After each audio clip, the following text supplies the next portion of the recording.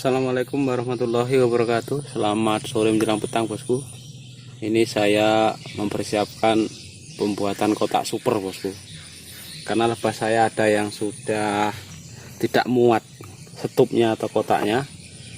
Kasihan, karena kemarin saya cek sampai dia tidak bisa buat sarang karena tempatnya nggak muat.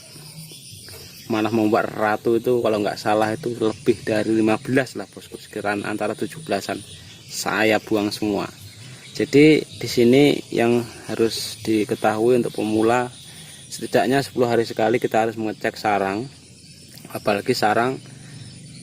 apalagi lebah di kotak kita itu yang sudah super ya, bosku.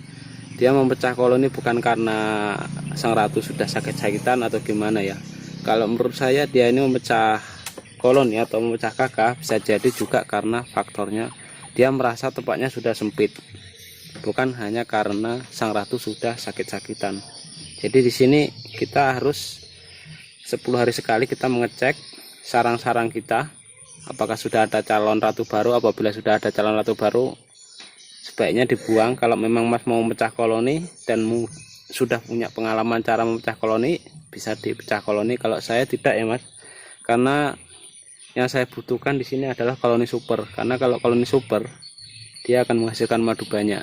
Cuman di tempat saya, kekalahan saya di sini yaitu adalah masalah kembang, Mas. Beda tempat sampean. Kalau masalah lebah tempat saya banyak, Mas. Cuman kalau untuk masalah bunga tempat saya kurang. Di sini saya membuat kotak ini banyak jendelanya ya, bosku, karena kejadian kemarin menurut saya adalah pelajaran buat saya untuk kedepannya agar lebih hati-hati. Dan ini di bagian bawah saya kasih jendela juga, udara nanti tinggal ngasih streaming bagian bawah, tapi rencana ini nanti bagian bawahnya ini streamingnya yang bisa saya lepas bongkar pasang. Jadi saat saya nanti membersihkan kotoran yang ada di lantai sini, jadi saya tinggal menggeser ke tengah aja, bosku. Karena lebah ini juga mempunyai kotoran, bosku. Karena kalau kotoran itu tidak dibuang, dia akan menjadi tempat tinggalnya ulat. Dan di sini saya juga membuat udara sirkulasinya ini, pokoknya saya buat gede aja ini, bosku, biar dia kedinginan nanti. Nanti ini ditutup dengan streaming. Dan di sini saya membuat yang 2 lantai ya, bosku. Karena lebah saya ini wis pokoknya super pokoknya, bosku. Penuh kotak itu sampai ini. Framenya masih kurang 1, bosku, masih ada 7 seperti ini. Dan ini adalah kotak tingkatnya ya, bosku. Nah ini ketinggiannya separuhnya inilah, bosku, sekitar 15 sentian ini kotornya, sekitar 15 cm seperti ini, bosku. Dan untuk frame yang di atas ini saya belum selesai juga ini. Ini masih 80% ya, bosku.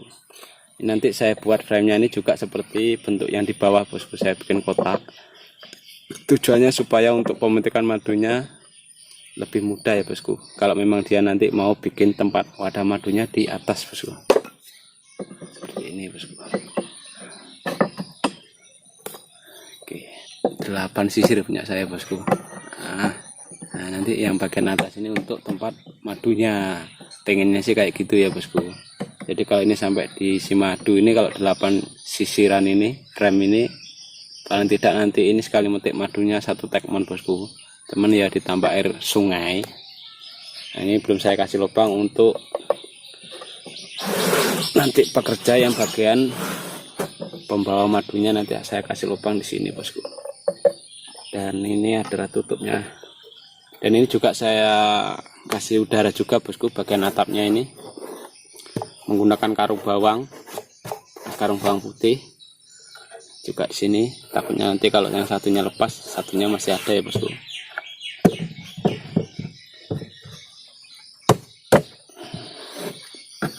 Tuh guling-guling terus tuh, bosku, ini ya. Oh, gara-gara ini loh, bos.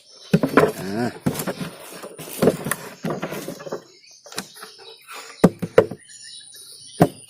oke, seperti ini, bosku, bentuknya. Oke bosku, dan ini sudah seperti ini jadinya. Masak seperti ini dia tidak betah ya bosku. Dan ini saya mungkin ini adalah kasih box ya bosku, nanti masih saya tutup dengan plastik. Dan di sini akan saya buatkan lubang untuk bekerja pencari madunya nanti.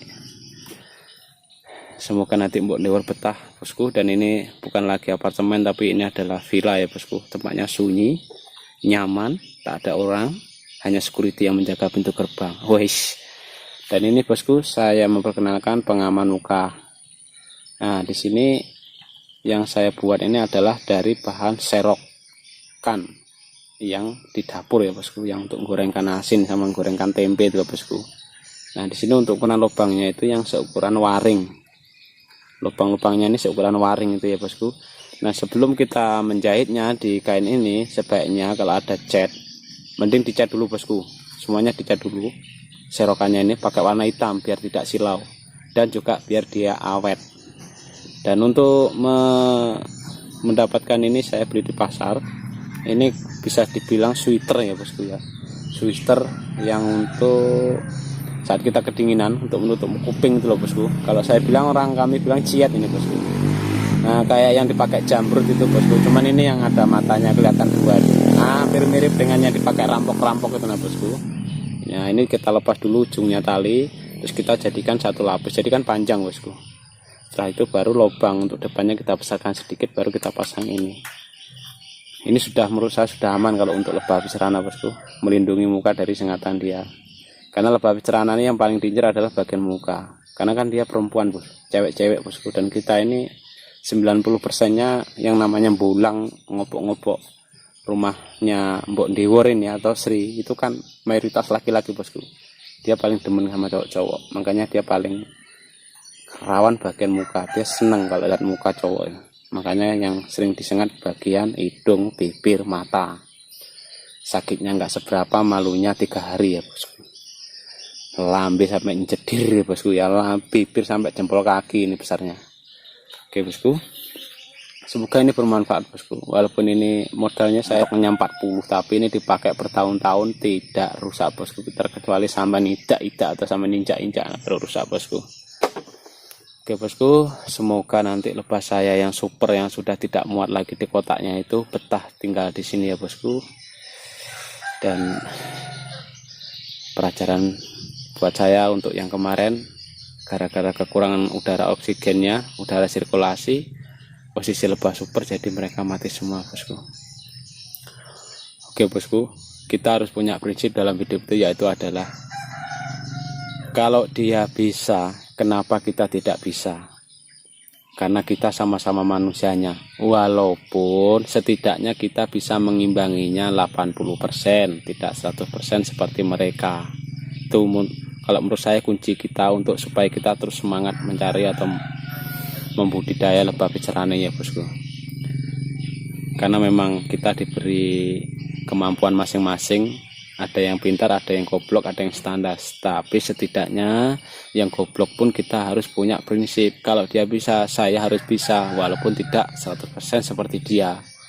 Oke bosku, terima kasih yang sudah menonton video saya. Assalamualaikum warahmatullahi wabarakatuh.